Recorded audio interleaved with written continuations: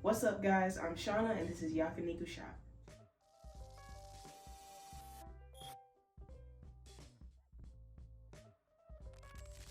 So if you've seen any of my last videos, you might have noticed that I've gotten some new equipment. If you want to know more about how I was able to get this equipment, comment down below. Now let's get into it. Now the reason the title of the video is what it is because as you can see, my studio is a mess. But I'm working on it. So just give me some time. But I'm gonna go ahead and start off with pointing out what my computer is. So first off, I have a MacBook Air.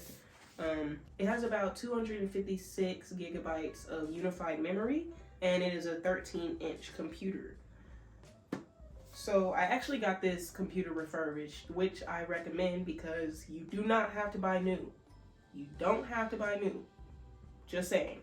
Before I move further past the computer, the one thing I would like to point out is that I know it is a MacBook. The only reason I got a MacBook is because I wanted to work with Pro Tools specifically because it is the industry standard. So if you're looking for a computer and you're wondering which one to get, try to think about what software you want to use and what will be compatible with it. Which leads me to the next most important part of my equipment, which is Pro Tools, which I won't pull up today because it was giving me so many problems during the week, I just don't feel like it. But I do use Pro Tools, which I also have received through my school. Again, if you want to hear more about that, please comment down below. Now I know there are a lot of software that you can use. I only wanted to use Pro Tools because when I was doing my research, that is the industry standard. So I know for a fact I'm going to run into Pro Tools at some point. But I do believe that you can use any software that you want. Now these next two things are where I really think the magic really happens. So I have a mess. Alright.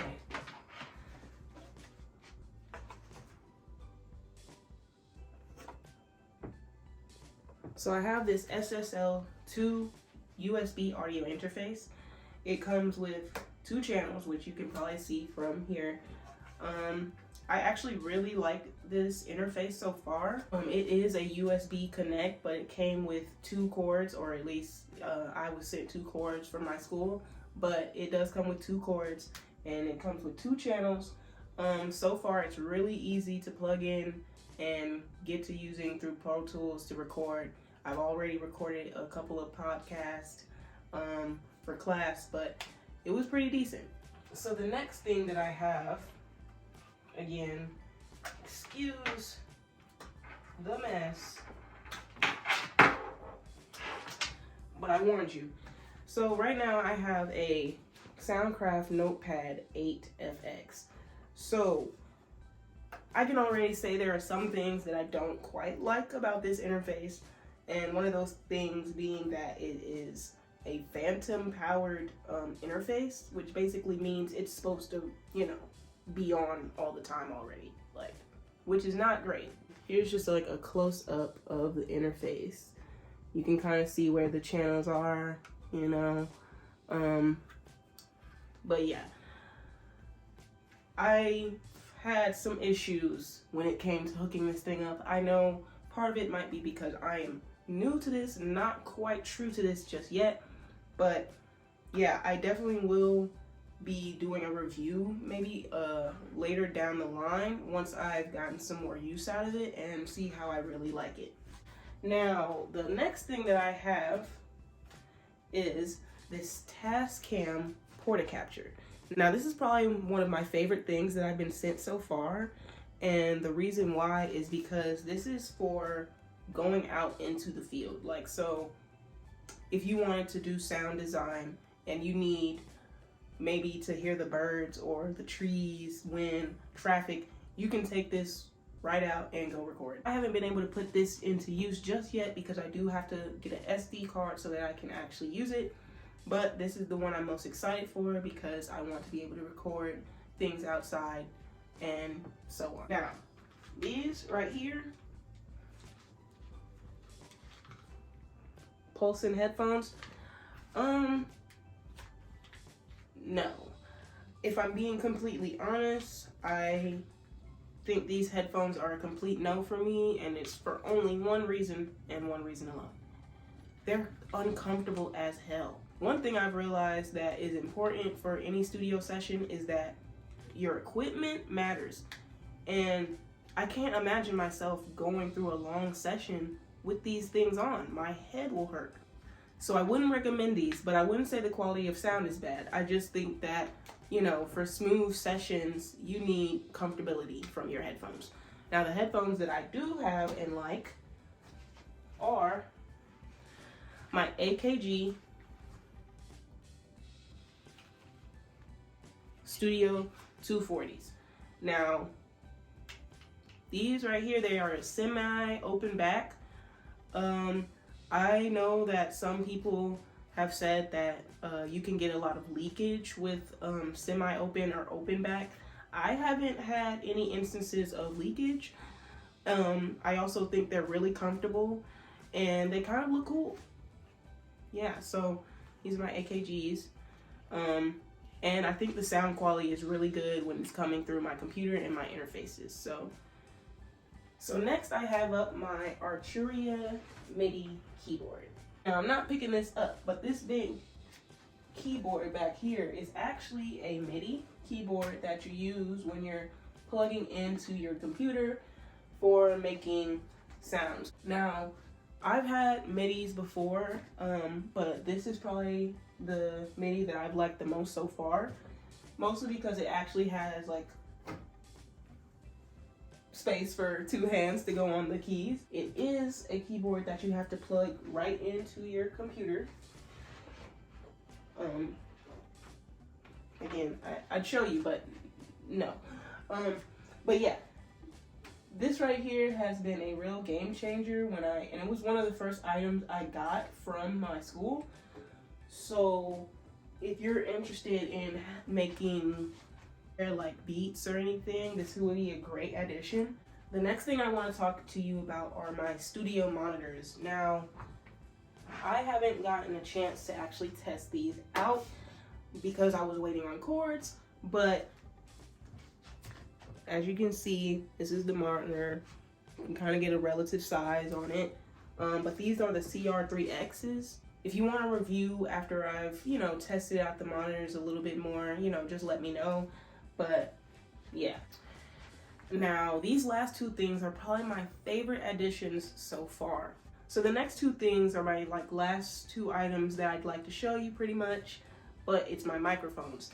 And these are super important when you're buying equipment for your studio because every microphone is different. And every microphone has a different purpose and what they do best. Now, the first microphone I want to show you is my AKG P120.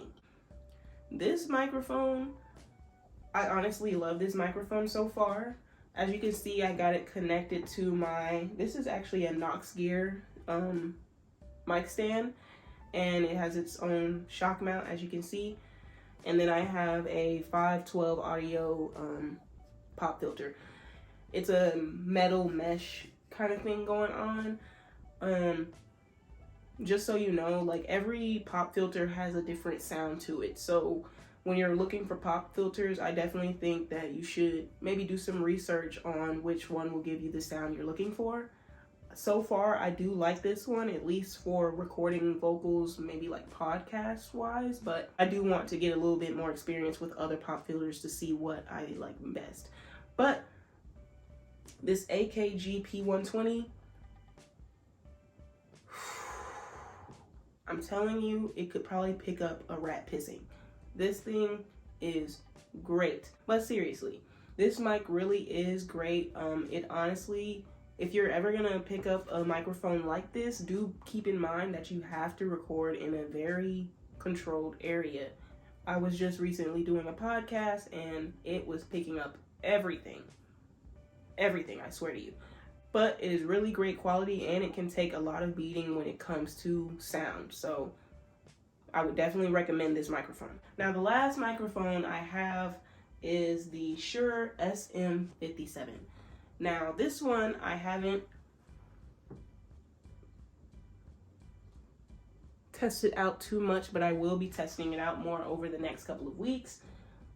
So far, it is, compared to this microphone, the AKG P120, It definitely seems a little flimsier, but I think that it's gonna be great for recording maybe acoustic instruments, bass guitars, and percussion. Last but not least, we have Koro Sensei. Now, obviously, he is not a part of my equipment, but he is one of my favorite parts of my setup so far. And as you can see, he's just holding my adapters. That's his purpose, to hold my adapters.